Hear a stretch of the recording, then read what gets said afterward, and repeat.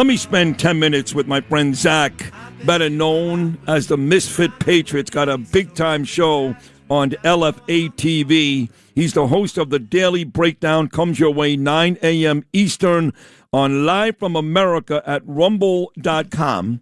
And me and Siggy love him, and we get him on here quite a bit because he's smart. Misfit Patriot somewhere in San Antonio, Texas. Good morning, buddy. How are you? Good morning, Sig. Great to talk to you again. It just occurred to me that when my Knickerbockers were kicking your Spurs' ass, I never heard from you. Yeah, well, good thing for me. I was actually born and raised in Boston, so I didn't care. Oh, good. Good. Right, you live in Santa. Are you a Wembanyama fan? I'm just curious. No, I'm not even a basketball fan really at all. I started giving up on sports when they started getting political. I'll watch a football game every once in a while, though. That's about it, right? Yeah. I thought LeBron James. It's just like acting. I wish they would just shut up and do their job. Right. It's like, I agree. Play the game. Yeah, I do agree. the movie. I thought what Trump said about LeBron this weekend was hilarious. So I'm going to play this quickly, Lou, and then we'll get to Misfit on the important stuff, talking about sports and athletes. This is President Trump, cut number 12. Pete Ducey, LeBron signs with the 76ers a 2-year, $8 million deal. But Ducey went right to Michael versus LeBron. Listening to this hilarious answer from President Trump. Today, it was announced LeBron James has decided that he wants his next team to be the 76ers. Where do you stand on LeBron versus Michael Jordan as the best ever? Well, Michael Jordan's a guy that's a friend of mine. Play golf with him. He's a really good guy. And I think LeBron is, maybe he's a racist. Maybe he doesn't like Trump. I don't know. No. I only like people that like me. I like that. So I would say Michael Jordan all the way. Two things hilarious here. I only like people that like me, so I'm good. But secondly, he goes, I don't know, maybe he's a racist. Is that not funny, Misfit? Yeah, it's Trump's actual weakness is that one thing that everybody knows. It's like all you have to do is compliment him, and he'll just give you whatever you want. Yeah, I know that's true. I've done that basically for the last 9 years, and him and I are great. I've got General Michael Flynn, who went to prison, and there's all kinds of rumors, about him being a Russian operative. He attacked me for my Fox News appearance on Saturday. It was really two things to attack, Iran and Mamdani. But him, and I mentioned these names just moments ago, Alex Jones, another psycho, and Glenn Greenwald, another loser, and Joe Kent, another loser. All these guys attacked me because I said that eventually the only way you win in this conflict against Iran is to completely wipe out the IRGC, complete annihilation. I still feel that way. I can't stand it every time Trump stops, which he's done again. He's done it again.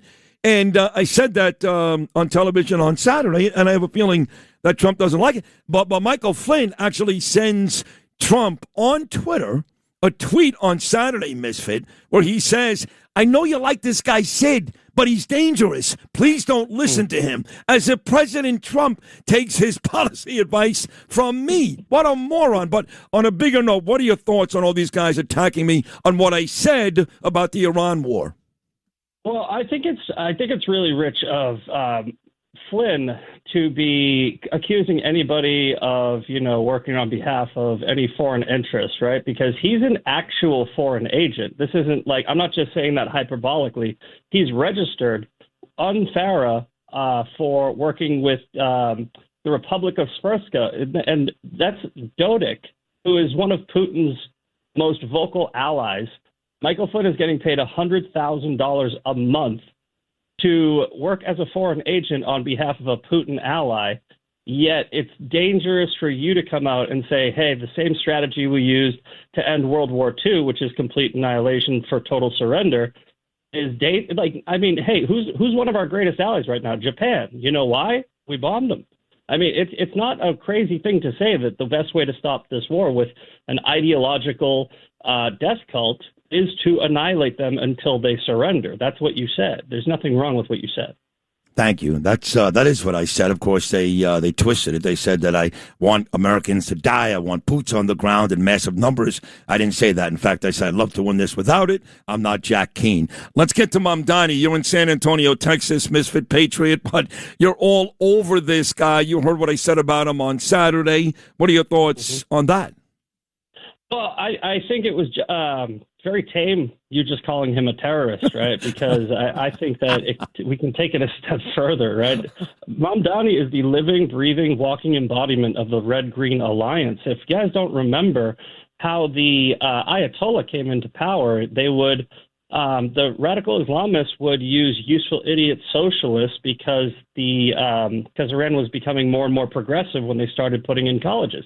And then those socialists are the first ones that were, wiped out, as just like every other time authoritarians come in, the useful idiots. So he's been really successful at pushing this democratic socialism, but it's not democratic socialism. It is Islamo-Marxism, and people need to understand that. It is just socialism wrapped up in this promise of free stuff.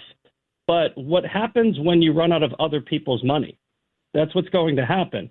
And a socialist would probably take it a little bit slower. But Mamdani, he just called for the arrest of a world leader based on a fake criminal court. I mean, it might as well be the Court of Narnia, the International Criminal Court.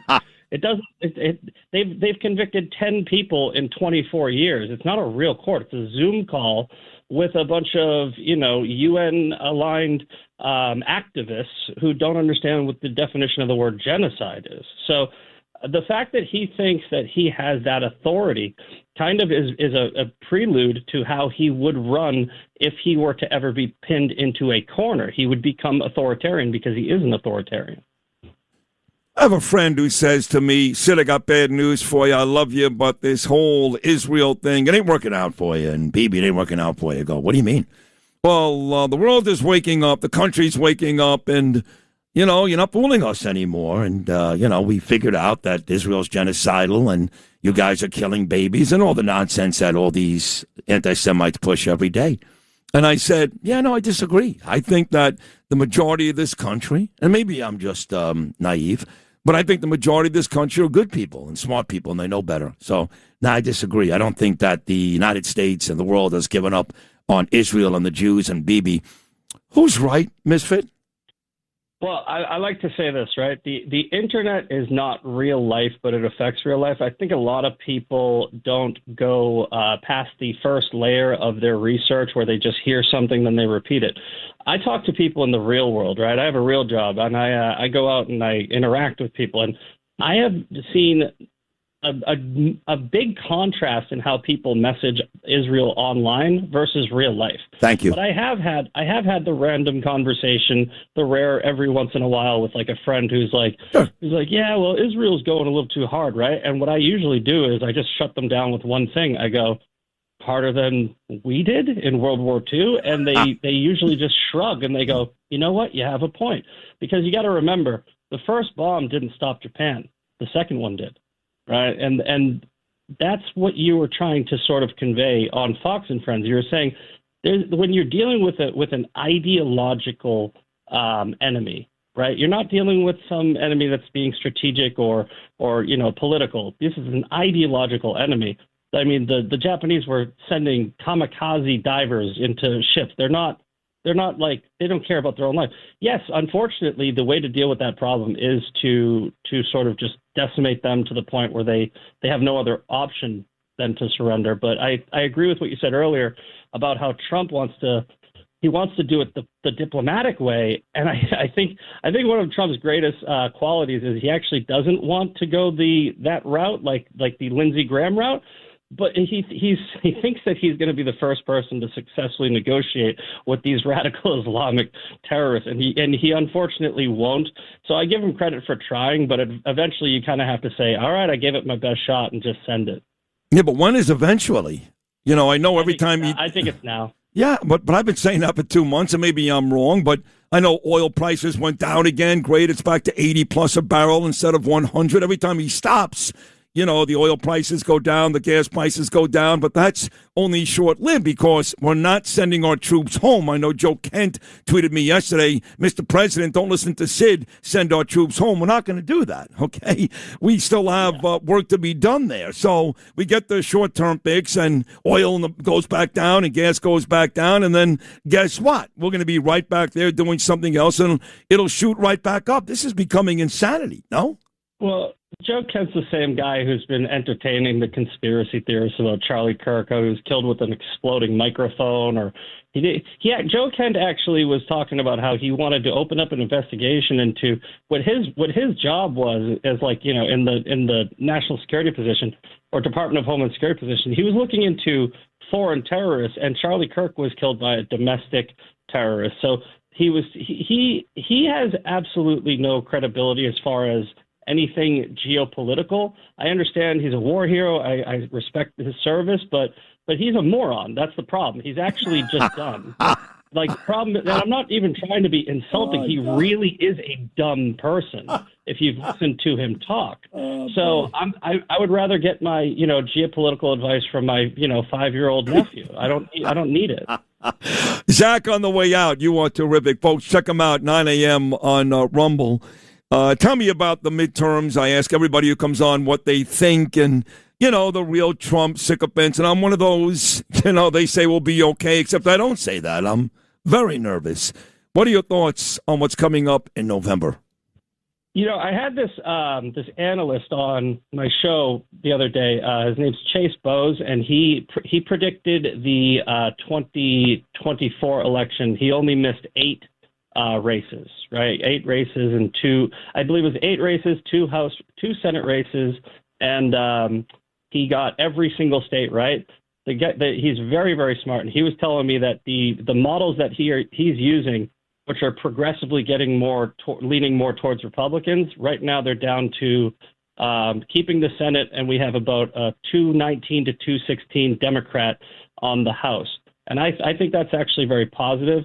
I think that people like Mamdani and Graham Plattner and, the guy who was like a 93 Trade Center co-conspirator or character witness, that these DSA candidates, they're going to create even if it's not a walk-away movement, I think they're going to create a big push to stay home in November for the left, which is why his models seemingly are changing more towards the House for keeping the House and the Senate.